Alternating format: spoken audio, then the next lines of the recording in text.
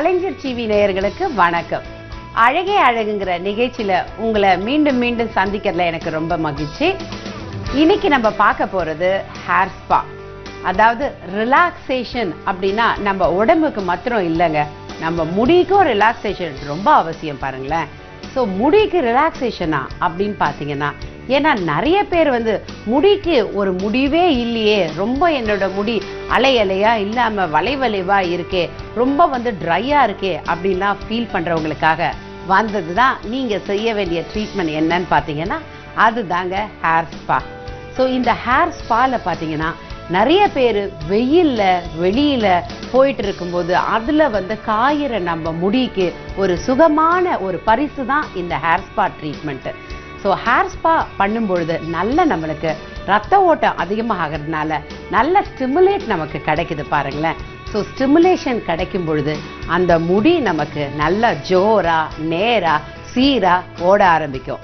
என்ன நேயர்களே, இன்னைக்கு நம்ம பார்க்க போற ஷோ ஹேர் ஸ்பா.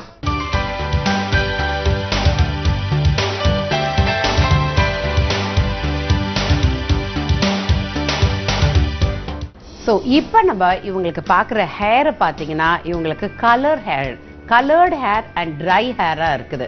ஸோ இந்த மாதிரி கலர்டு ஹேரும் அதாவது ட்ரை அண்ட் டேமேஜ் ஹேரை நம்ம காப்பாற்றுறதுக்காக தான் இந்த repair rescue treatment spa treatment நம்ம பண்ண போகிறோம். ஃபர்ஸ்ட் இந்த ட்ரீட்மெண்ட் பண்ணும்போது கண்டிப்பாக நம்ம ஹேர் வாஷ் பண்ணிடணும்.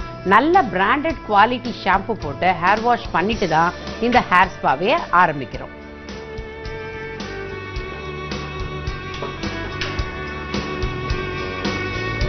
ஸோ இந்த ஹேர் ஸ்பால பார்த்தீங்கன்னா இந்த க்ரீம் இருக்கு, இது ஹேருக்கு நரிஷ்மெண்ட் கொடுக்குது.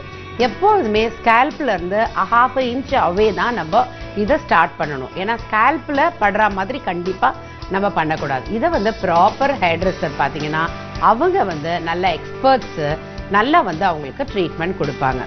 பிகாஸ் எந்த அளவுக்கு நமக்கு ஹேர்ல நம்ம கேர் எடுக்கிறோம், நம்மளோட ஹேர் ஸ்டைலிஸ்ட் அப்படின்னு பார்த்தீங்கன்னாலே ஒரு பழமொழியில சொல்லியிருக்காங்க, அதாவது ஒரு நல்ல ஒரு வாழ்க்கையோட முன்னேற்றத்துக்கு காரணம் அவங்களுடைய திறமையும் ஒரு நல்ல ஒரு ஹேர் ட்ரெஸ்ஸரும் அப்படின்னு சொல்லியிருக்கிறாப்புல. அந்த மாதிரி ஒரு நல்ல ஹேர் ட்ரெஸ்ஸர் இருக்கும் பொழுது அவங்களுடைய பெஸ்ட் சஜஷன் கேட்டுட்டு அதுக்கு தகுந்த மாதிரி நம்ம ஹேரையும் சரி நம்ம ஹேர் ஸ்டைலையும் சரி மாத்திக்கிட்டா கண்டிப்பா ரொம்ப அழகா இருக்கும். இதுல இந்த க்ரீம் போட்டு நம்ம நல்லா மசாஜ் பண்றோம். மசாஜ் பண்ணும் பொழுது பாத்தீங்கன்னா layer by layer session by session எடுத்து அதை கிளிப் பண்ணிட்டு ஃபர்ஸ்ட் அப்ளிகேஷன் ஆஃப் அந்த நரிஷ்மெண்ட் அந்த க்ரீம் போடும் பொழுது எல்லாம் all over the scalp all over the hair உங்களுக்கு இந்த க்ரீம் அப்ளிகேஷன் படுற மாதிரி அப்ளை பண்ணிட்டு அதுக்கப்புறம் we should start slowly getting அந்த மசாஜ் பண்ண நம்ம ஆரம்பிக்கிறோம். எப்படி ஆக்சுவலி நம்மளோட உடம்புல வெயிட் போட்டா நம்ம எவ்வளோ கவலைப்படுவோமோ அந்த மாதிரி பாருங்களேன், நம்மளுடைய ஹேரும் சரி நம்ம முடியோடைய அந்த வெயிட் குறைஞ்சாலும் சரி முடி ஒயிட் ஆனாலும் சரி நமக்கு ரொம்ப தின் ஹேரா இருந்தாலும் சரி கண்டிப்பா நம்ம ரொம்ப கவலைப்படுவோம் இல்லையா? ஸோ அந்த கவலையில இருந்து நம்மளுடைய முடிக்கு ஒரு நல்ல பளபளப்பையும் நல்ல மினுமினுப்பையும் கொடுக்கணும் அப்படின்னு நினைச்சாக்கா இந்த மாதிரி கண்டிப்பா நம்ம ஹேர் ஸ்பா ட்ரீட்மெண்ட் எடுத்துக்கணும். எப்படி நம்ம ஹேர்ல எப்படி நம்ம சாப்பிடுற சாப்பாட்டுல புரோட்டீன் ரொம்ப அவசியமோ அதே மாதிரி கண்டிப்பா நம்ம ஹேருக்கும் புரோட்டீன் ரொம்ப ரொம்ப அவசியங்க. ஹேருக்கு புரோட்டீனா அப்படின்னு பார்த்தீங்கன்னா அதுதான் இந்த ஹேர் ஸ்பால இருக்கு. ஸோ அந்த ஸ்பால இருக்கக்கூடிய அந்த புரோட்டீன் ட்ரீட்மெண்ட் அது நம்ம ஹேர்ல பட்டு ஹேருக்கு ஒரு நல்ல ஸ்ட்ரென்தன் கிடைக்குது பாருங்களேன். ஸோ இந்த ஹேர் ஸ்பா நம்ம பண்ணும் பொழுது அதுல நல்ல நமக்கு ஒரு லைஃப் கிடைக்குது. ஸோ ஆஃப்டர் அப்ளிகேஷன் பார்த்தீங்கன்னா உங்களுக்கு மசாஜ் ஹேர் ஸ்பாக்கு ரொம்ப ரொம்ப முக்கியங்க. ஸோ அதுலேயும் பார்த்தீங்கன்னா சில ஸ்ட்ரோக்ஸ் இருக்குது, ஒவ்வொரு ஸ்ட்ரோக்ஸும் ஒவ்வொரு விதத்தில் நமக்கு எஃபெக்ட் கிடைக்குது. இப்போ பாருங்களேன், ஏன்னா எந்த அளவுக்கு நம்ம மசாஜ் பண்ணுறோமோ ஸோ ஒன்லி அப்ளிகேஷன் இல்லாமல் மசாஜ் பண்ணும்பொழுது பாருங்களேன், இப்போ இந்த ஃப்ரண்ட்டில் நம்ம பண்ணும்பொழுது அது நல்ல ஃபோர்ஹெடுக்கு நமக்கு நல்ல ரிலாக்ஸேஷன் கிடைக்குது அந்த மசாஜ். இப்போ பண்ணுற ஸ்ட்ரோக்ஸ் இந்த மசாஜ் பார்த்தீங்கன்னா நல்ல சர்க்குலேஷன் நமக்கு பிளட் சர்க்குலேஷன் நல்லா கிடைக்குது. அண்ட் தென் இங்கே பார்த்தீங்கன்னா அடுத்ததுன்னு பார்க்கும்பொழுது இந்த நெக்ல நம்ம கொடுக்கணும் மசாஜ். ஸோ நெக்ல கொடுக்கும்பொழுது பாருங்க அந்த ஃபுல் அந்த நெக் நமக்கு நல்ல ரிலாக்ஸேஷன் கிடைக்குது. இந்த மாதிரி பண்ணும்பொழுது மசாஜ் பண்ணும்பொழுது ஹெட் மசாஜ் அப்படின்னு சொல்லிட்டு வெறும் ஹெட்டுக்கு மாத்திரம் பண்ண வேண்டியது கிடையாது. ஃபோர்ஹெட்ல இருந்து நம்ம ஆரம்பிச்சாதான் அதனோட ரிலாக்ஸேஷன் நம்மளுக்கு where the nerves muscle has been started அந்த எங்க வந்து அதை எண்ட் ஆகுது அப்படிங்கிற ப்ரொசீஜரா பண்ணும்பொழுது தான் கண்டிப்பா நமக்கு நல்ல ரிலாக்ஸேஷன் கிடைக்கும். இப்போ இது எல்லாமே ஃபோர்ஹெட்க்கு ரொம்ப நல்லா இருக்கும். இப்போ இந்த மாதிரி மசாஜ் பண்ணும்பொழுது ஒரு ஹேண்ட்ஸ் நம்ம வச்சுட்டு பண்ணும்பொழுது அதை எடுத்துட்டு 2 ஹேண்ட்ஸையும் நம்ம இமீடியட்டாக எடுக்கக்கூடாது. ஒரு ஹேண்ட்ஸில் மசாஜ் பண்ணுறோன்னா இன்னொரு ஹேண்ட்ஸை ஹோல்ட் பண்ணிட்டு இருக்கணும். அப்போ தான் அதோட ஃபுல் எஃபெக்ட் நமக்கு கண்டிப்பாக கிடைக்கும். இது வந்து நல்ல சர்க்குலேஷன் கிடைக்குது அவங்களுக்கு. அண்ட் தென் அப்படி பார்த்தீங்கன்னா உங்களுக்கு இப்போ இந்த clock voice anti clock voice மாதிரி ஹேரில் வந்து கம்ப்ளீட் ரொட்டேஷன் நம்ம பண்ணுறோம். அது இந்த மாதிரி பண்ணும் பொழுது ஃபுல் ஸ்கேல்ப் வந்து நமக்கு கவர் ஆன மாதிரி நமக்கு மசாஜ் வந்து ரிசல்ட்ஸ் கிடைக்கும். அண்ட் தென் உங்களுக்கு நெக்ல கொண்டு வரோம் நம்ம. ஸோ நெக் மசாஜ் பண்ணும்போது கம்ப்ளீட்டாக அந்த நர்வ்ஸ் அந்த சைடில் இருக்கக்கூடிய ரிலாக்ஸ் அந்த சம்டைம்ஸ் வந்து சில பேருக்கு ஒரு மாதிரி ஸ்வெல்லிங் மாதிரி இருக்கும், சம் கிளான்ஸ் ஃபார்ம் ஆகிருக்கும். அதெல்லாம் வந்துட்டு அப்படியே வந்து அவங்களுக்கு கொஞ்சம் கொஞ்சமாக அது நார்மல் அந்த சர்க்குலேஷன் ஈஸியாக நமக்கு கிடைக்கும். ஆஃப்டர் தட் பார்த்தீங்கன்னா உங்களுக்கு ஷோல்டர் மசாஜ் கொடுக்குறோம். ஸோ ஷோல்டர் மசாஜ் கொடுக்கும்போது கம்ப்ளீட் ரிலாக்ஸேஷன் நமக்கு கண்டிப்பாக கிடைக்கும். ஸோ ஃபைனலாக பார்த்தீங்கன்னா மசாஜ் பண்ண உடனே அதை அழகாக அந்த பேக்கில் கொண்டு வந்து இந்த மாதிரி நம்ம 1 by 1 அந்த ஸ்ட்ரோக்ஸ் அதை அழகாக ஸ்டெப் பை ஸ்டெப் பண்ணும்பொழுது தான் த ஹோல் அந்த ஹேர் ஸ்பாவோட ரிசல்ட்ஸே நமக்கு கிடைக்கும் பாருங்களேன். ஸோ இந்த மாதிரி நம்ம பண்ணும் பொழுது நல்ல நமக்கு ஹேருக்கு நரிஷ்மெண்ட் கிடைக்குது, நல்ல ஆக்சிஜன் கிடைக்குது, நல்ல நியூட்ரியன்ட் நமக்கு ஹேரில் கிடைக்குது. பிகாஸ் ஹேருக்கு இவ்வளோ விஷயமா அப்படின்னு பார்ப்போம். நம்ம ஹேரில் வந்து இது நல்ல ஒரு ஹெல்தி ஸ்டேட்டாக இந்த ஸ்பா பண்ணுறது நமக்கு கிடைக்குது. ஏன்னா இந்த மசாஜுக்கு அடுத்து பார்த்தீங்கன்னா இப்போ நம்ம ஸ்டீம் கொடுக்கணும்.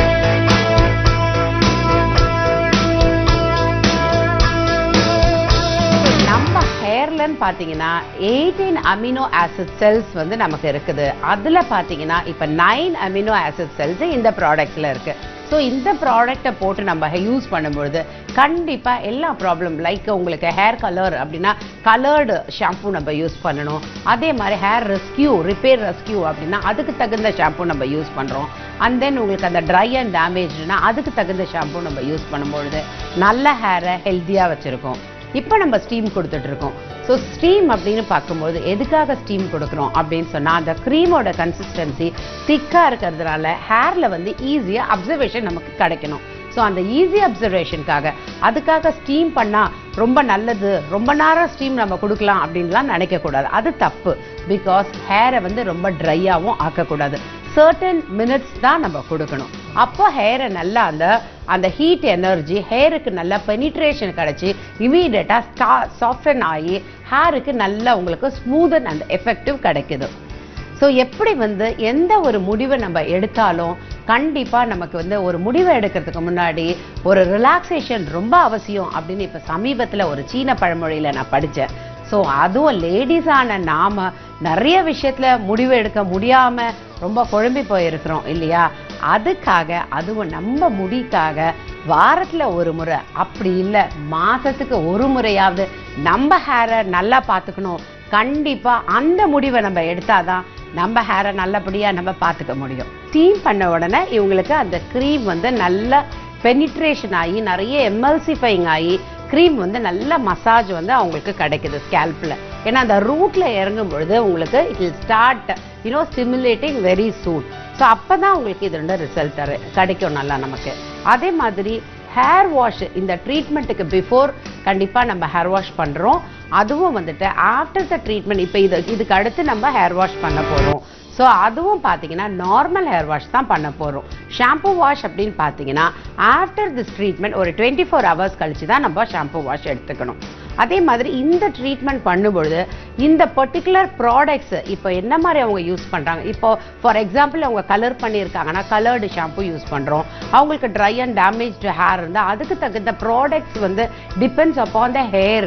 அவங்களோட டெக்ஸ்சர் எப்படி இருக்கோ அக்கார்டிங் டு தாட் ஒன்லி நல்ல ஹேர் ட்ரெஸ்ஸரோட சஜஷன் கேட்டுட்டு நம்ம யூஸ் பண்ணுறது ரொம்ப ரொம்ப அவசியம். இப்போ அவங்களுக்கு ஸ்டீம் முடிஞ்சாச்சு. அதனால இப்போ நெக்ஸ்ட் ஹேர் வாஷ் பண்ண போகிறோம்.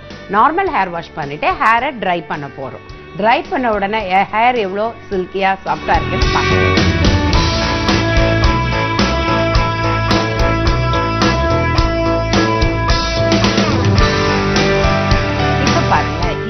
ஸ்பா பண்ண ஹேரு, எவ்வளோ ட்ரை அண்ட் டேமேஜாக இருந்த ஹேரு இப்போ நல்லா குவைட் ஆப்போசிட்டாக உங்களுக்கு வந்து எவ்வளோ அழகாக சாஃப்ட் அண்ட் சில்கியாக மாறிடுச்சு பார்த்தீங்களா? ஸோ ஹேர் ஸ்பா அப்படிங்கிறது எந்த ஸ்பா வேணா எதுக்கு வேணா போடக்கூடாதுங்க. கண்டிப்பாக ஹேர் ட்ரெஸ்ஸரோட சஜஷன் கேட்டுட்டு அவங்க ஹேருக்கு எது கலர்டு ஹேராக இருந்தால் என்ன ஸ்பா பண்ணணும், அந்த மாதிரி ட்ரை அண்ட் டேமேஜ்னா என்ன ஷாம்பு போடணும், என்ன ஸ்பா பண்ணணும் அப்படிங்கிறத செலக்ட் பண்ணிட்டு தான் பண்ணணும். அண்ட் ஆஃப்டர் மெயின்டெனன்ஸ் சம்டைம்ஸ் நினைப்பாங்க நம்ம ஹேர் ரொம்ப ட்ரையாக இருந்தது, இப்போ நம்ம ஸ்பா பண்ணிட்டோம், இதோட நம்ம பண்ண வேண்டாம் அப்படின்லாம் நினைப்பாங்க. அது ரொம்ப தவறு. ஒரு மாசத்துல ஒரு தடவை பண்ணால் போதும் நம்ம ஹேர் சாஃப்ட் அண்ட் சில்கியாக ஆயிடுச்சுன்னு நினைப்பாங்க. But depends upon the hair. அவங்களுக்கு வந்து வீக்லி ஒன்ஸா, அதர்வைஸ் பார்த்தீங்கன்னா மந்த்லி 4 times, இல்லைனா லைக் உங்களுக்கு வீக்லி வந்துட்டு அதாவது ஒன்ஸ் இன் 15 days அப்படின்ட்டு நம்ம டியூரேஷனுக்கு தகுந்த மாதிரி கண்டிப்பாக நம்ம வந்துட்டு அடிக்கடி இதை வந்து கரெக்டான நம்ம ஃப்ரீக்வெண்ட் இன்டர்வல்ஸில் நம்ம பண்ணுறது தான் ரொம்ப ரொம்ப முக்கியம்.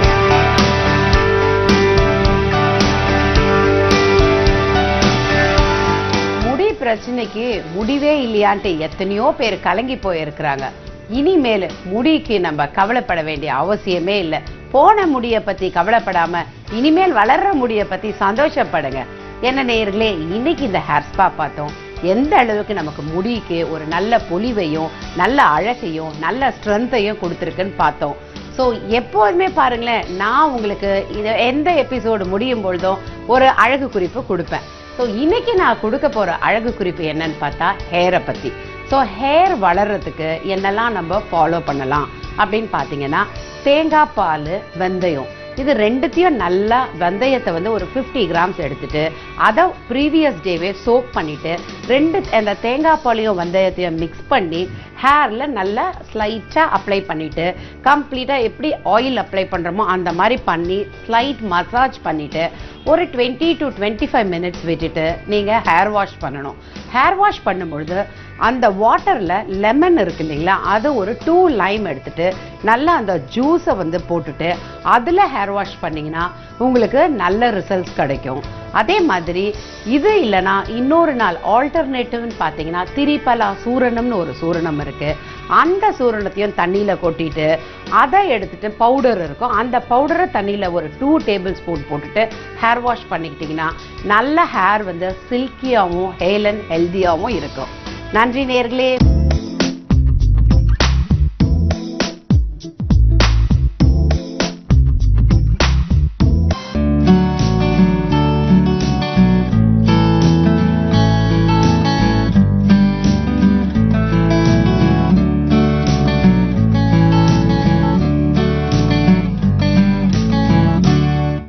நேச்சுரல் ஃபர்டிலிட்டியை இன்க்ரீஸ் பண்ணுறதுக்கு நம்ம லைஃப் ஸ்டைலில் என்ன மாதிரிலாம் மாடிஃபிகேஷன்ஸ் பண்ணால் ஃபர்டிலிட்டி லெவல் ஜாஸ்தி ஆகும்ன்றது கேள்வி நிறைய பேஷண்ட்ஸ் நம்ம கிட்ட வந்து கேட்குறாங்க. இப்போது one of the most important factors நம்ம இப்போ பார்க்குறது வந்து பாடி வெயிட். அதாவது பாடி வெயிட் அதிகமாக இருந்ததுன்னா ஃபர்டிலிட்டியோட சான்ஸ் கம்மியாக இருக்கும். பாடி வெயிட் நம்ம எப்படி கால்குலேட் பண்ணுறோன்னா பாடி மாஸ் இண்டெக்ஸ்னு ஒரு ஹைட் வெயிட் ரேஷியோ கால்குலேட் பண்ணுறோம். இந்த ஹைட் வெயிட் ரேஷியோ வந்து நார்மலாக விமெனுக்கு வந்து 19 to 25 இருக்கணும். இப்போது அந்த பிஎம்ஐ ரேஷியோ வந்து 30-35க்கு மேலே போச்சுன்னா அது ஓவர் வெயிட் ஒபீஸ் அப்படின்னு கேட்டகரைஸ் பண்ணுறோம். ஸோ ஒபிசிட்டி இருந்தாலே வந்து நிறைய ப்ராப்ளம்ஸ் இருக்கும். ஃபர்டிலிட்டிக்கே ப்ராப்ளம், அதுக்கப்புறம் ப்ரெக்னென்ட் ஆனதுக்கப்புறம் ப்ரெக்னன்சிலே நிறைய காம்ப்ளிகேஷன்ஸ் வரதுக்கு வாய்ப்பு இருக்குது. வெயிட் பற்றி நம்ம ஏன் இவ்வளோ கவலைப்படுறோம்? இப்போது பாடி ஓவர் வெயிட்டாக இருந்ததுன்னா ஹார்மோனல் ப்ராப்ளம்ஸ் நிறையா வரதுக்கு வாய்ப்பு இருக்குது. அதாவது பாடியில் வந்து இந்த ஃபேட் செல்ஸ்லலாம் ஹார்மோன் உற்பத்தி ஆகி ஹார்மோன் டிஸ்டர்பன்ஸ் வந்து ஓவரியோட வேலை செய்கிற தன்மை, முட்டை உற்பத்தி ஆகிற தன்மை எல்லாமே அஃபெக்ட் ஆகிடும். அண்ட் ஓவிலேஷன், அதாவது எக் ரிலீஸ் இல்லாமல் இர்ரெகுலர் பீரியட்ஸ் ப்ராப்ளம், இந்த மாதிரி ப்ராப்ளம்ஸோடு வருவாங்க. பீரியட்ஸ் இர்ரெகுலராக இருக்கும் போது ப்ரெக்னென்ட் ஆகிறது, ஃபர்டிலிட்டி எல்லாமே வந்து கம்மியாக தான் இருக்கும். அண்ட் ஆல்சோ வந்து ப்ரெக்னன்சிக்கான ட்ரீட்மெண்ட் சக்ஸஸ் ரேட்ஸுமே கம்மியாக இருக்கும் பாடி வெயிட் அதிகமாக இருந்தால். அண்ட் விமெனுக்கு மாத்திரம் இல்லை, மென்னுக்குமே கூட வெயிட் அதிகமாக இருந்தால் ப்ராப்ளம்ஸ் வரும். அதாவது ஸ்பெர்மோட மார்ஃபாலஜி, மோட்டிலிட்டி எல்லாமே பாடி வெயிட் அதிகமாக ஆக கம்மியாகிட்டே வரும். இப்போது ப்ரெக்னென்ட் ஆகிறதுக்கு மாத்திரம் இல்லை, ப்ரெக்னென்ட் ஆனதுக்கப்புறம் ப்ரெக்னன்சி காம்ப்ளிகேஷன்ஸும் பாடி வெயிட் அதிகமாக இருந்தால் நிறையா வரும். ப்ரெக்னென்சிலே வந்து ப்ரெக்னென்சி பிபி வரத்துக்கு வாய்ப்பு நிறையா இருக்குது. ப்ரெக்னென்சி பிபின்றது ப்ரெக்னென்சியில் எனி டைம் வரும், 5வது 6வது மாதத்துக்கு கழிச்சு எனி டைம் வரும். அண்ட் ப்ரெக்னென்சி பிபி அதிகமாச்சுன்னா பேபிக்கு அஃபெக்ட் ஆகும், பேபியோட வெயிட் குறைவாக இருக்கிறதுக்கு வாய்ப்பு இருக்குது. One of the reasons pregnancy BP வரதுக்கு காரணம் வந்து ஆரம்பத்திலே ப்ரீ ப்ரெக்னென்சி பாடி வெயிட்டே அதிகமாக இருந்தால் ப்ரெக்னென்சி பிபி வரதுக்கு வாய்ப்பு அதிகம். ப்ரெக்னென்சி சுகர் வாய்ப்பும் ரொம்ப அதிகம். ப்ரெக்னென்சி சுகர் வந்துச்சுன்னா ட்ரீட்மெண்ட்ஸ் இன்சுலின் கொடுக்க வேண்டியிருக்கும், பேபி வெயிட் அதிகமாக இருக்கும், அகெயின் ப்ரெக்னென்சி காம்ப்ளிகேட்டடாக இருக்கிறதுக்கு வாய்ப்பு இருக்குது. அண்ட் ஹையர் பாடி வெயிட்டில் ப்ரெக்னென்ட் ஆனால் மிஸ்கேரேஜ் ரேட் ஜாஸ்தியாக இருக்குது. ப்ரெக்னென்ட் மாத்திரம் ஆனால் பத்தாது, ஹெல்த்தி ப்ரெக்னென்சி ஹெல்த்தி டெலிவரி வேணும். ஸோ மிஸ்கேரேஜ் ரேட் ஜாஸ்தியாக இருக்கும், பேபியிலே கன்ஜென்டல் அனாமலிஸ் ரேட் ஜாஸ்தியாக இருக்கும் ஹையர் பாடி வெயிட்டில் ப்ரெக்னென்ட் ஆனால். இது மாத்திரம் ப்ரெக்னென்சி காம்ப்ளிகேஷன்ஸ் மாத்திரம் இல்லை, டெலிவரி காம்ப்ளிகேஷன்ஸும் அதிகமாக இருக்கும். அதாவது நார்மல் டெலிவரியோட சிசேரியன் ஆகிறதுக்கு வாய்ப்பு ஜாஸ்தி. அண்ட் சிசேரியன் பண்ணும்போது நம்மளுக்கு மயக்கம் கொடுக்கறதுக்கான காம்ப்ளிகேஷன் ஜாஸ்தியாக இருக்கும். அண்ட் இன்ஃபெக்ஷன்ஸ், அதாவது சர்ஜரி பண்ணதுக்கப்புறம் அந்த சர்ஜரி பண்ண இடத்துல இன்ஃபெக்ஷன் ஆகிறதுக்கு வாய்ப்பு ஜாஸ்தி. அப்புறம் லெக்கில் பிளட் கிளாட் ஆகிறதுக்கு வாய்ப்பு ஜாஸ்தி ஓவர் வெயிட்டாக இருந்து ப்ரெக்னென்ட் ஆனால். ஸோ ஒரு கட்டத்துலையுமே ப்ரெக்னென்ட் ஆகிறதுலேருந்து during pregnancy, during delivery, post delivery complications எல்லாமே அதிகம் ஹையர் பாடி வெயிட்டில் ப்ரெக்னென்சி ஆனால். இதெல்லாம் மாத்திரம் இல்லை, பேபி பிறந்ததுக்கப்புறம் பேபியோட பாடி வெயிட்டே பர்த் வெயிட்டே ஜாஸ்தியாக இருக்கும். And that is childhood obesity ரேட்டும் ஜாஸ்தி. அதுவே வந்து ஜென்ரேஷனாக ஃபாலோ ஆகும். ஸோ இதெல்லாம் நம்ம வந்து ஸ்டாப் பண்ணோன்னா ப்ரீ ப்ரெக்னென்சியே பாடி வெயிட்டுக்கு இம்பார்ட்டன்ஸ் கொடுத்து வெயிட் குறைக்கிறதுக்கான முயற்சி ஸ்டார்டிங்லேயே நம்ம பண்ணணும். அண்ட் குவைட் ஆஃபன் நம்ம இப்போ பார்க்குறோம் 100-120 kg. ஸோ இந்த வெயிட்டில் ப்ரெக்னென்ட் ஆகிறதுக்கு பதில் நம்ம வந்து இப்போமே கவுன்சில் பண்ணி வெயிட் குறைக்கிறதுக்கு நம்ம மோட்டிவேஷன் கொடுத்தா அவுட்கம் வந்து பின்னால் ரொம்ப நல்லாயிருக்கும். இப்போ நீங்கள் வெயிட் குறைச்சா ப்ரெக்னென்ட் ஆவீங்கன்றது ஒரு ரொம்ப பெரிய மோட்டிவேஷன். அதாவது இது ப்ரெக்னென்ட் ஆகிறதுக்கு என்ன வேணால் பண்ணுவாங்க. ஸோ இந்த ஸ்டேஜில் வந்து வெயிட் குறைக்கிறதுக்கு நம்ம கொஞ்சம் என்கரேஜ்மெண்ட் கொடுத்து ஃபேமிலியும் நல்லா சப்போர்ட் பண்ணால் நல்ல அவுட்கம் வரத்துக்கு வாய்ப்பு இருக்குது. அண்ட் வெயிட் குறைக்கிறது அவ்வளோ சுலபம் கிடையாது. அதாவது 5 kg குறைங்க, 10 kg குறைச்சிட்டு வாங்கன்றது ரொம்ப ஈஸியாக சொல்லிடலாம். But it's very difficult to carry out. So ஒரு நியூட்ரிஷனிஸ்டோட அட்வைஸ், ஒரு ஃபிசியோதெரபிஸ்டோட அட்வைஸ், ஒரு ப்ரோட்டோகாலாக வெயிட் குறைக்கிறதுக்கான ஒரு ஸ்டெப் பை ஸ்டெப் ஃபாலோ பண்ணால் நம்மளுக்கு ரிசல்ட்ஸ் கிடைக்கிறதுக்கு சான்சஸ் ஜாஸ்தி. நான் வீட்டில் எல்லா வேலையும் செய்கிறேன், நான் எதுவுமே சாப்பிட்றதில்ல, அதனால குறைய மாட்டேங்குது. இந்த மாதிரி நாமளே முயற்சி பண்ணுறதோட நம்ம ட்ரெயின்டு பீப்புளோட ஹெல்ப் எடுத்து ஒரு ஸ்பெசிஃபிக் கோல்ஸ் வச்சு, அதாவது ஒரு 3 monthsக்குள்ளே ஒரு 10% வெயிட் குறைக்க போகிறேன் அந்த மாதிரி ஒரு கோல்ஸ் வச்சு, அண்ட் அந்த வெயிட் குறைக்கிறதுக்கு நம்ம என்ன பண்ணணும், எப்படி டயட்டை மாற்றணும், எந்த மாதிரி எக்ஸசைஸ் பண்ணணும், குறைஞ்சு ஒரு 40 to 45 minutes ஒரு 5 வீக்லி ஒரு 5 times பண்ணணும் குறைஞ்சு. And calorie requirement, daily food ஒரு நியூட்ரிஷனிஸ்டோட அட்வைஸ் எடுத்து ஒரு 1200 calories 1500 calories ஒரு டயட் சார்ட் வாங்கி அந்த டயட்டை ஃபாலோ பண்ணி இந்த மாதிரி சயின்டிஃபிக்காக நம்ம முயற்சி எடுத்தால் தான் நம்மளுக்கு வந்து சக்ஸஸ் கிடைக்கும். அண்ட் ப்ரெக்னென்சி ட்ரை பண்ணுறேனே எக்ஸசைஸ்லாம் பண்ணலாமா அப்படின்னு கூட கேட்பாங்க. கண்டிப்பாக ப்ரெக்னென்சி ட்ரை பண்ணும்போது கூட எக்ஸசைஸ் கண்டிப்பாக கண்டினியூ பண்ணலாம். ஒன்ஸ் நம்மளுக்கு ப்ரெக்னென்சி டெஸ்ட் பாசிட்டிவ் அப்படின்னு வந்ததுன்னா அதுக்கப்புறம் நம்ம கொஞ்சம் ரெஸ்ட் இதெல்லாம் ஸ்டார்ட் பண்ணிக்கலாம். பட் அன்டில் தென் டெஃபினட்டாக எக்ஸசைஸ் பண்ணுறதுல எந்த ப்ராப்ளமும் இருக்காது. So wait reduction, healthy wait maintenance ரொம்ப ரொம்ப இம்பார்ட்டண்ட். எப்படி ஹெவி வெயிட், ஓவர் வெயிட் இம்பார்ட்டண்ட்டோ அதே மாதிரி ரொம்ப அண்டர் வெயிட்டாக இருந்தால் கூட ஹார்மோன் டிஸ்டர்பன்ஸ் வரத்துக்கு வாய்ப்பு இருக்குது. ரொம்ப வெயிட் குறைவாக இருந்தால் அதுலேயும் ஹார்மோன் டிஸ்டர்பன்ஸ் வரும், அதுலேயுமே ட்ரீட்மெண்ட்ஸ் பண்ண வேண்டியிருக்கும். ஸோ அந்த 90 to 25 BMI வெயிட் ரேஞ்சில் நம்ம மெயின்டைன் பண்ணால் ப்ரெக்னென்சி அண்ட் அவுட்கம் ஹெல்த்தியாக இருக்கிறதுக்கு வாய்ப்பு இருக்குது. இது இல்லாமல் வெயிட் இல்லாமல் மற்ற ஃபேக்டர்ஸ் வந்து சோஷியல் ஃபேக்டர்ஸ், ரொம்ப இம்பார்ட்டன்ட் ஃபேக்டர்ஸ் வந்து மென்ல வந்து ஸ்மோக்கிங், ட்ரிங்கிங். இப்போது ஸ்மோக்கிங், ட்ரிங்கிங் ரெண்டுமே it can effect sperm quality, sperm morphology. So ப்ரெக்னென்சின்னு ட்ரை பண்ணும்போது ஹஸ்பண்ட் ஒய்ஃப் 2 பேரோட கோஆப்ரேஷனும் வேணும். அண்ட் ஸ்மோக்கிங் ரெடியூஸ் பண்ணுறது, ஆல்கஹால் கன்சம்ஷன் கட் பண்ணுறது, இதெல்லாம் it goes a long way fertility improve பண்ணுறதுக்கு. அண்ட் இன்னொரு ரொம்ப இம்பார்ட்டன்ட் கொஸ்டின், காஃபி குடிக்கலாமா, காஃபி ஏதாவது பாதிப்பாக இருக்குமான்னு. ரொம்ப ஓவர் டோஸ் ஆஃப் கஃபீன் வந்து it can effect fertility. Recommended dose வந்து more than 4 to 5 cups per day குடிச்சா pregnancy and fertility rate decline ஆகும்ன்ற டேட்டா தான் ஸ்டடீஸில் நம்மளுக்கு கிடைச்சிருக்கு. So more than 4 to 5 cups தாண்டாமல் இருக்கிறது பெட்டராக இருக்கும். அதே மாதிரி ப்ரெக்னென்ட் ஆனதுக்கப்புறம் கூட more than 2 to 3 cups per day may not be healthy for the pregnancy. pregnancy. So coffee intake during pregnancy கொஞ்சம் லிமிட் பண்ணா நம்மளுக்கு காம்ப்ளிகேஷன் ரேட் கம்மியா இருக்கும். ஸோ வெயிட் ரிடக்ஷன் இன் ப்ரெக்னென்சி ரொம்ப ரொம்ப இம்பார்ட்டண்ட். और प्रेग्नेंट ஆகிறதுக்கும் நம்மளுக்கு சான்சஸ் ஜாஸ்தி. ப்ரெக்னென்சி ட்ரீட்மெண்ட்ஸோட சக்ஸஸ் ரேட்டும் பெட்டராக இருக்கும், ட்ரீட்மெண்ட் காம்ப்ளிகேஷன்ஸும் கம்மியாக இருக்கும். ஸோ இதெல்லாம் மைண்டில் வச்சு நம்ம வெயிட்டுக்கு ஒரு இம்பார்ட்டன்ஸ் கொடுத்து வெயிட் ரிடக்ஷனுக்கு ஒரு கண்டினியூஸ் முயற்சி பண்ணால் நம்மளுக்கு பாசிட்டிவ் பெனிஃபிட்ஸ் கண்டிப்பாக கிடைக்கும்.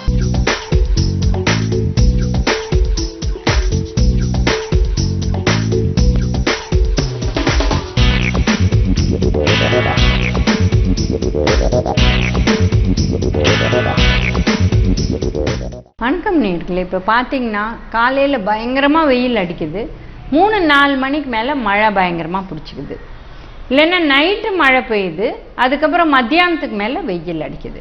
இப்போ எல்லாருமே என்ன நினச்சிக்கிறாங்கன்னா மழை வந்தால் ஒரு நிறைய ஐட்டம் நம்ம சாப்பிடக்கூடாது, தண்ணி இருக்கிற காய் இல்லை ஜூஸு இல்லை பழம் இதெல்லாம் சாப்பிட்டா சளி பிடிச்சிக்கும் அப்படின்னு சொல்கிறாங்க. சளிங்கிறது ஒரு வைரஸ்னால வருது. ஒரு மழை வந்ததுனாலையோ இல்லை மழையில் நனைஞ்சதுனாலையோ சளி பிடிக்காது. உங்களுக்கு ஹெல்த்து நல்லா இருந்தால் அதனால ஒன்றும் ஆகாது. ஒரு மழையில் நனைஞ்சு நம்ம நல்லா உடம்ப காய வச்சுட்டு தலையும் முடியெல்லாம் நல்லா காய வச்சிட்டோம்னா ஒரு ப்ராப்ளமும் வராது. ஆனால் நம்ம என்ன செய்கிறோன்னா அப்படியே நம்ம ஒர்க்குக்கு கண்டினியூ பண்ணுறோம், அதனால நீர் கொத்துண்டு ப்ராப்ளம் வரலாம்.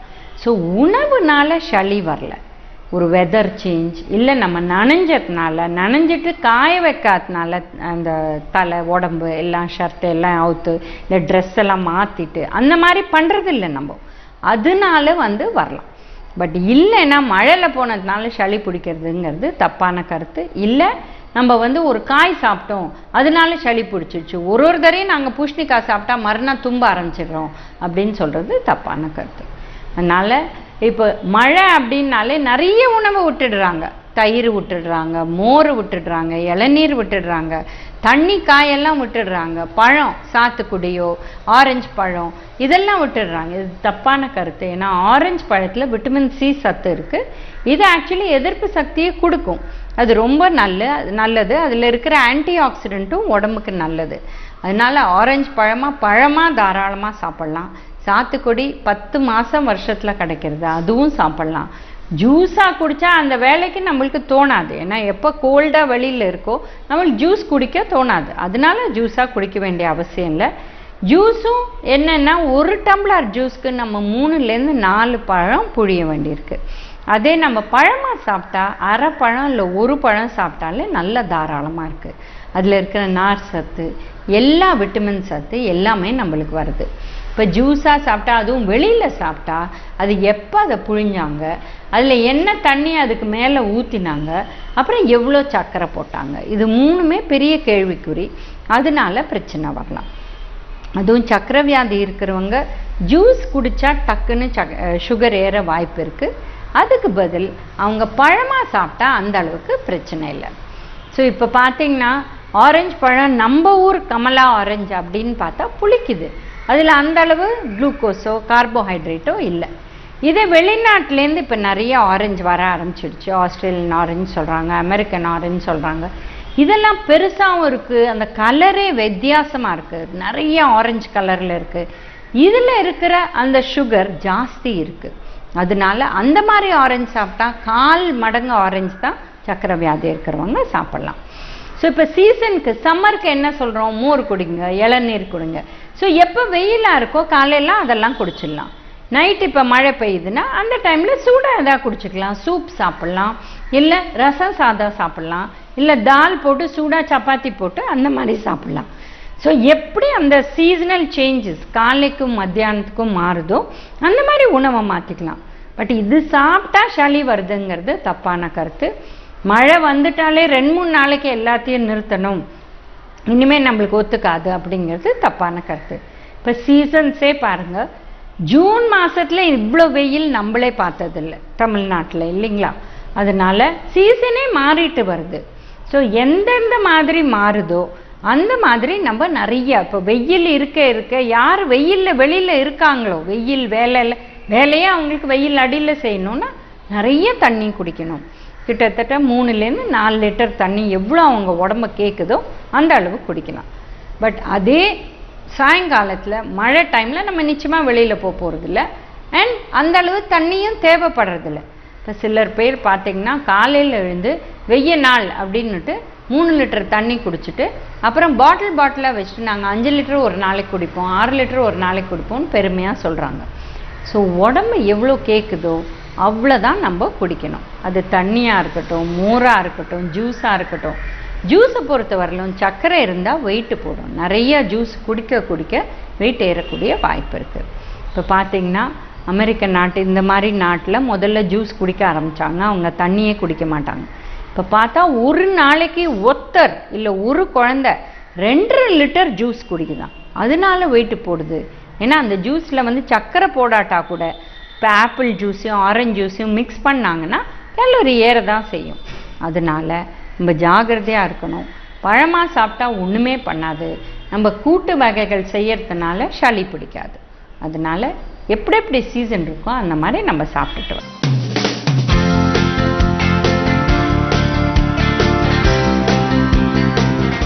கலைஞர் டிவி நேயர்களுக்கு வணக்கம். இப்பொழுது வீட்டு குறிப்புகளில் அழகு குறிப்பு சார்ந்த பகுதியில் உங்களை எல்லாம் சந்திக்க வந்திருக்கிறேன். இப்போது எல்லோருக்குமே எண்ணெய் தேய்ச்சி குளிப்பது என்பது இந்த காலத்தில் நடக்காத ஒன்று. ஏன்னாக்கா எல்லோருமே வேலைக்கு போகிறா, அதில் தலை சூடாயிடுறது. அப்படி இருக்கிற போது கண்ணு பொங்கிடும், உடம்பு சூடாயிடும், ராத்திரி நல்லா தூக்கலாம் வராது. ஆனால் இந்த எண்ணெய் குளியலையே வேற மாதிரி நம்ம மாற்ற முடியும். எப்படின்னா வெந்தயத்தை ஒரு 2 டீஸ்பூன் எடுத்து முதல் இரவிலே ஊற வைத்து விட வேண்டும். மறுநாள் காலையில் அதில் மிக்சியில் போட்டு நன்றாக அரைத்து அந்த விழுதை தலைக்கு தேய்த்து கொண்டு ஒரு அரை மணி நேரம் ஊற வைத்து பிறகு ஷாம்புக்கு பதிலாக நார்மலாக அதை வாஷ் செய்தாலே தலை பளபளப்பாகவும் கருமையாகவும் இருக்கும், குளிர்ச்சியாக இருக்கும். அதனால் சூடு நீங்கி உடம்பும் நன்றாக இருக்கும். இதற்கடுத்து நம்ம பார்க்க போது முகத்தில் எப்பொழுதுமே பளபளப்பாக இருப்பதற்கு பப்பாளி பழமும் பைனாப்பிளும் கலந்து ஃப்ரூட் பேக் போட போகிறோம். பப்பாளி எடுத்து சிறு 4-5 துண்டுகள் எடுத்துக்கொள்ளுங்கள். பைனாப்பிளும் சிறிது 4-5 துண்டுகள் அதில் மிக்சியில் போட்டு நன்றாக அரைத்து அந்த விழுதை முகத்தில் போட்டுக்கொள்ளுங்கள். ஒரு 15 நிமிடம் ஊறிய பிறகு நீங்கள் சாதாரண நார்மல் டேப் வாட்டரில் வாஷ் பண்ணினீங்கன்னா அதன் பளபளப்பு கூடும். உடனே நீங்கள் பார்க்கலாம் உங்கள் முகம் ஷைனிங்காகவும் பளபளப்பாக இருக்கும்.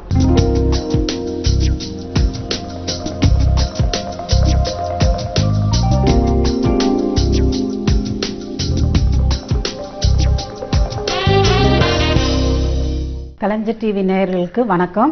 நான் திருநெல்வேலியிலேருந்து பாக்கிஸ்வரி மதிவாணன். இப்போ நான் உங்களுக்கு வார்லி ஆர்ட்டை பற்றி சொல்ல போகிறேன். அந்த ஆர்ட் எல்லாரும் கற்றுக்கலாங்க, ஈஸியான ஆர்ட். அது மெயினாக அதுக்கு பெயிண்டிங்னாலே நீங்கள் உங்களுக்கு எல்லாருக்கும் ரொம்ப கஷ்டமானதுன்னு நினைப்பாங்க. ஆனால் இந்த ஆர்ட்டை பொறுத்த வரைக்கும் ஒரு 3 இதை மட்டும் தெரிஞ்சிக்கினாலே யார் வேணாலும் போடலாம். அந்த 3 பாயிண்ட் என்னதுன்னா 0, 1 அண்ட் ட்ரையாங்கிள். இந்த 3மே இது தெரிஞ்சுக்கினீங்கன்னாவே அது எப்படி வேணாலும் வரையலாம். இப்போ இந்த ஆர்ட் அந்த காலத்தில் மகாராஷ்டிராவில் செவுரில் வரைவாங்க. அது எப்படின்னா சாணி மொழிகி அதை வச்சு அரிசி மாவில் வரைவாங்க. ஆனால் இப்போ டெக்னாலஜி நிறைய வளர்ந்ததுனால நான் அதை fabric painting, oil painting, glass painting, அந்த மாதிரி பேப்பர், அது மாதிரி நிறைய இது வச்சு யூஸ் பண்ணி நிறைய வரைஞ்சிருக்கேன். அப்போ நீங்கள் யாருக்காவது கிஃப்டாகவும் கொடுக்கலாம், இல்லை நீங்கள் வீட்டில் வாலில் கூட நீங்கள் அதை நிறையா வரைஞ்சியும் வைக்கலாம். ஒரு பக்கம் சைடு வால் இன்டீரியல் டிசைன் மாதிரியும் பண்ணலாம். இல்லை அப்படி இல்லை உங்களுக்கு அதுவும் பிடிக்கலன்னா சாரீ, துப்பட்டாஸ், டிஷர்ட்ஸு அந்த மாதிரி நிறையா பண்ணி பிஸ்னஸும் பண்ணலாம். இப்போ சாரீலாம் நீங்கள் பெயிண்ட் பண்ணிங்கன்னா அது காஸ்ட் வெளியில் நீங்கள் வாங்கும் போது ரொம்ப எக்ஸ்பென்சிவாக இருக்கும், நல்லாவும் இருக்காது, பிரிண்டட் மாதிரி இருக்கும், நல்லா இருக்காது. இப்போ நமக்கு என்ன டிசைன் வேணுமோ அதை மட்டும் நம்ம பர்டிகுலராக எடுத்து சாரீலையோ டிஷர்ட்லேயோ இல்லை துப்பட்டாவிலையோ போடும்போது யூனிக்காக இருக்கும், பார்க்குறவங்களுக்கும் நல்லாயிருக்கும். அது உங்களுக்கு நீங்கள் கட்டிட்டு போகும்போது நிறைய ஆர்டர்ஸும் வரும். இப்போ நல்லா வீட்டில் இருந்தே உங்களுக்கு நல்லா ஏர்ன் பண்ணலாம். அதே மாதிரி பார்த்தீங்கன்னா தூக்கி எறியும் பொருள், அது நீங்கள் எதில் வேணாலும் கலை பொருளாக்கலாம். அதாவது சொல்லுவாங்களே எப்போவுமே கல்லுலே கலை வண்ணம் கண்டான மாதிரி. இப்போ நம்ம யூஸ் பண்ணுறோம், டெய்லி யூஸ் பண்ணுற சிரட்டை, பெருங்காய டப்பா, அந்த மாதிரி இருக்கிறதுலேயே அதை ஒரு கலை வண்ணமாக்கலாம். அதாவது சிரட்டையை நீங்கள் ஒரு பென் ஸ்டாண்டாக கன்வெர்ட் பண்ணலாம். இல்லை இது பெருங்காய டப்பான்னு வச்சுக்கோங்க, அதை கண்ணு மூக்கு வச்சு ஸ்பூன் ஸ்டாண்டாக வைக்கலாம். அந்த மாதிரி நம்மளே ஒரு யூனிக்காக இருக்கலாம். அப்புறம் எல்லாரும் யூஸ்வலாக சொல்லுவாங்க 2 லேடிஸ் சேர்ந்தால் எப்போ பார்த்தாலும் சண்டை தான் வரும்னு சொல்லுவாங்க. ஆனால் அதெல்லாம் கிடையாதுங்க. ஆர்ட்டை பொறுத்த வரைக்கும் நீங்கள் 2-3 பேராக சேரும் போது நிறைய ஐடியாஸ் கிடைக்கும் போது அவங்க 2 பேரோட ஐடியாஸை நீங்கள் கலெக்ட் பண்ணி நீங்கள் ஒரு இதுவாக செய்யும் போது அது தனித்தன்மையாக தெரியும். அதை எடுத்துகிட்டு போய் நீங்கள் வேற யாருக்காவது நீங்கள் கொடுக்கும் போது இன்னும் அது ஸ்பெஷலாக இருக்கும், உங்களை என்றைக்குமே நினைவில் வச்சுருப்பாங்க. இப்போ நீங்கள் இதை வந்து தொழிலாக எடுத்து கற்றுக்கணுன்னா முதலீடு வந்து ஒரு 5000 போடுங்க. ஆனால் முதல்ல வந்து ஒரு நல்ல டீச்சர் கிட்ட போங்க. ட்ரைனிங் போயிட்டு வந்து உடனே நீங்கள் சந்தைப்படுத்தணுன்றதெல்லாம் நினைக்காதீங்க.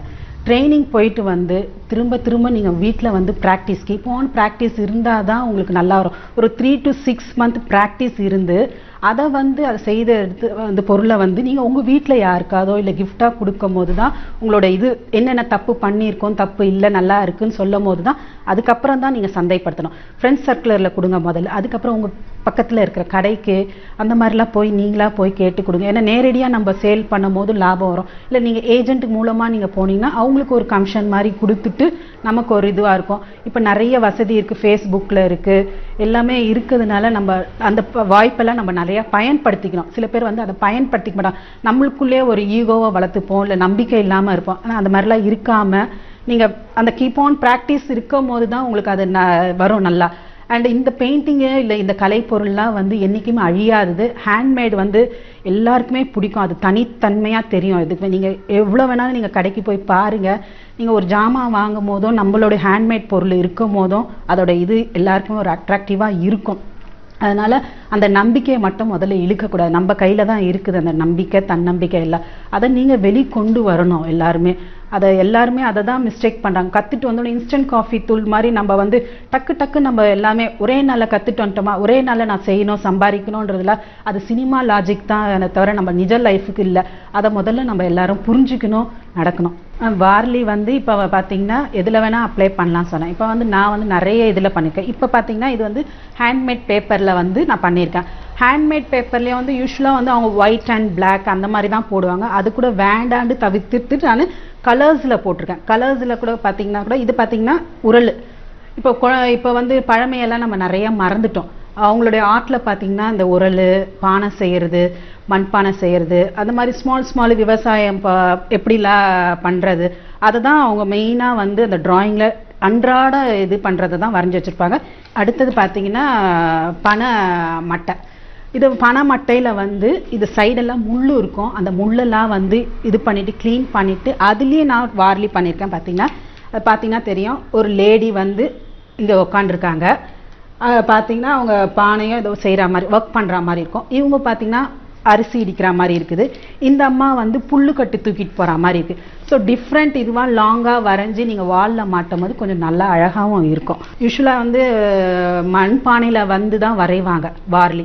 நான் வந்து டிஃப்ரெண்ட்டாக இருக்கட்டும்ன்றதுனால மண் பிளேட் எடுத்து அதில் வரைஞ்சிருக்கேன். அதில் வரைஞ்சிருக்கிறது தான் பார்த்தீங்கன்னா கிங் அண்ட் குயின். அது வந்து குதிரையில் போகிற மாதிரி அவங்க 2 பேரும் குதிரையில் போயிட்டுருக்காங்க. அதுக்கு வந்து தனியாக ஒரு ஸ்டாண்டை விற்கிது. அதை வந்து நீங்கள் எடுத்து இந்த பிளேட்டை வந்து அழகாக இப்படி வச்சுட்டிங்கன்னா உங்கள் டைனிங் ஹால் வந்து ரொம்ப பார்க்கறதுக்கு அழகாக இருக்கும். இப்போ பார்த்தீங்கன்னா நான் ஹேண்ட்மேட் பேப்பர்லேயே தான் நான் போட்டிருக்கேன். இது டீ கோஸ்டர் வந்து ஏதாவது கிரகபஸ்துக்கு நீங்கள் போகும்போது இதை வந்து கிஃப்டாக கொடுக்கலாம். எல்லாருமே சும்மா எப்போவுமே நம்ம யூஸ்வலாக கொடுக்குற மாதிரி டம்ளர் இல்லை பாத்திரமோ கொடுக்காம இதை டிஃப்ரெண்ட்டாக நீங்கள் கொடுத்தீங்கன்னா நல்லாயிருக்கும், யூஸும் பண்ணுவாங்க.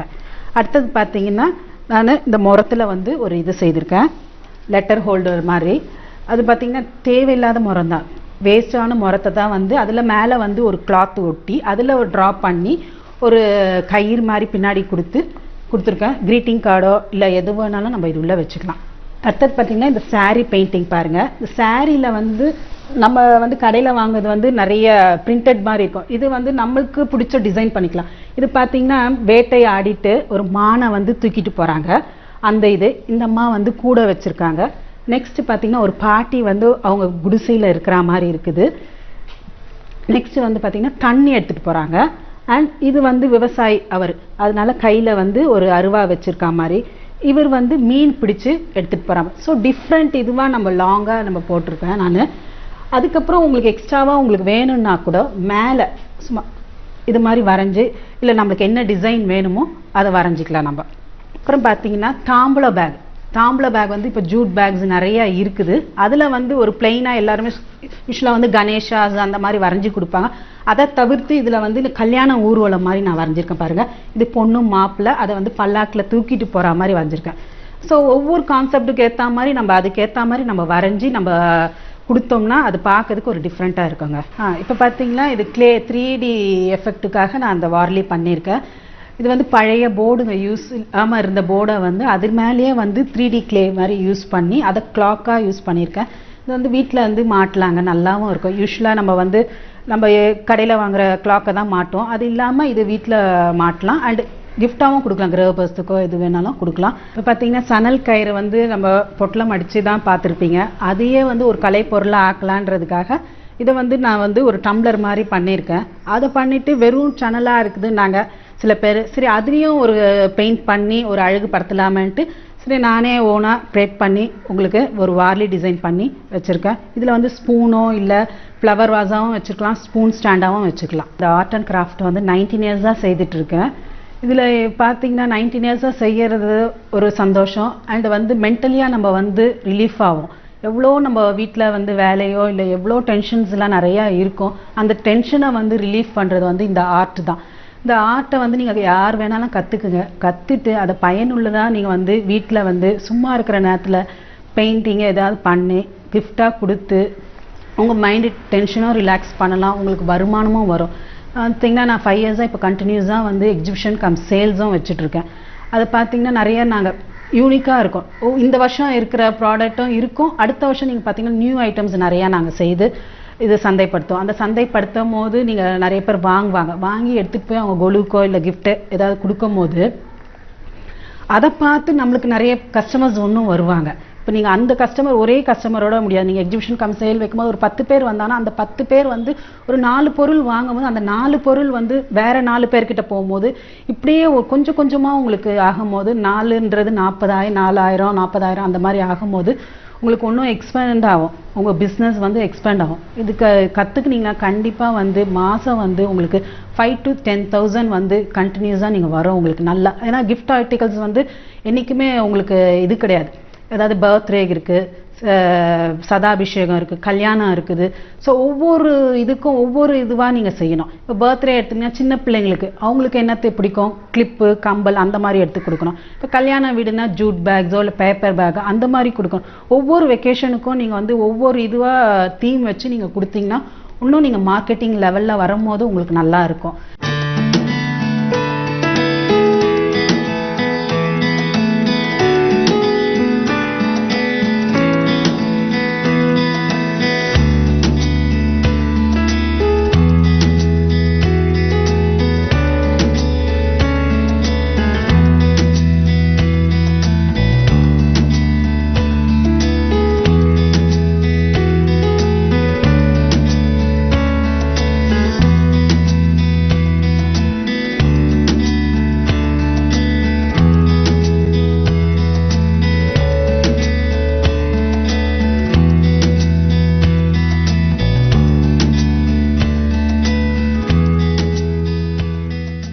இப்போ இந்த வார்லி ஆர்ட்டை பற்றி உங்களுக்கு வந்து நான் உங்ககிட்ட நிறைய விஷயம் சொல்லியிருக்கிறேன். அப்படி இல்லை உங்களுக்கும் தெரிஞ்ச விஷயம் ஏதாவது இருந்தால் கூட என்கிட்ட நீங்கள் பகிர்ந்துக்குன்னு நீங்கள் வந்து வீட்டில் இருக்க லேடிஸ் வந்து எப்படி ஒரு 1/2 an hour அது டைம் ஸ்பெண்ட் பண்ணுங்கள். இந்த கலைக்காக டைம் ஸ்பெண்ட் பண்ணிங்கன்னா உங்கள் மனசுக்கும் நல்லா இருக்கும், ஏர்னும் பண்ண முடியும். அதை பார்த்து நீங்கள் கற்றுக்குங்க. உங்களுக்கு ஏதாவது ஃப்யூச்சரில் ஏதாவது டவுட்டு இருந்தால் கூட உங்களுக்கு நீங்கள் என்னை அணுகலாம். நான் நிச்சயமாக அந்த டவுட்ஸ்லாம் உங்களுக்கு எல்லாருக்குமே கிளியர் பண்ணுவேன். இதை பார்த்து நீங்கள் பயனடையணுன்றது தான் என்னுடைய கோரிக்கை. பயனடைஞ்சிட்டு யாராவது எனக்கு சொன்னீங்கன்னா ரொம்ப சந்தோஷப்படுவேன். வாய்ப்பு கொடுத்த கலைஞர் டிவிக்கு வணக்கம். நன்றியுடன் பாக்கியஸ்வரி மதிவாணன்.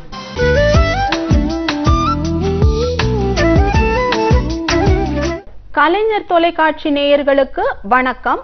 நான் கவிதாயினி வனிதா ஆனந்த். இன்று நான் தங்களிடையே பகிர்ந்து கொள்ளப் போகும் கவிதை, தன்னம்பிக்கையும் திறமையும் ஒருவருக்கு வெளித்தோற்றத்தால் வருவதில்லை, தன் மீதான சுயமதிப்பீடும் திறன் வெளிப்பாடுமே ஒருவருக்கான அங்கீகாரத்தை அளிக்கிறது என்பதை விளக்கும் ஒரு கவிதை இதோ. நங்கூரங்களும் வைரங்களும். நான் என்பது என் வெளித்தோற்றம் அல்ல, நான் என்பது என் ஆளுமை, என் தன்னம்பிக்கை. நான் என்பது என் வெளித்தோற்றம் மட்டுமல்ல. கடிகாரம் எத்தனை அழகாய் இருந்தும் பயனில்லை, அது சரியான நேரம் காட்டாவிடில்.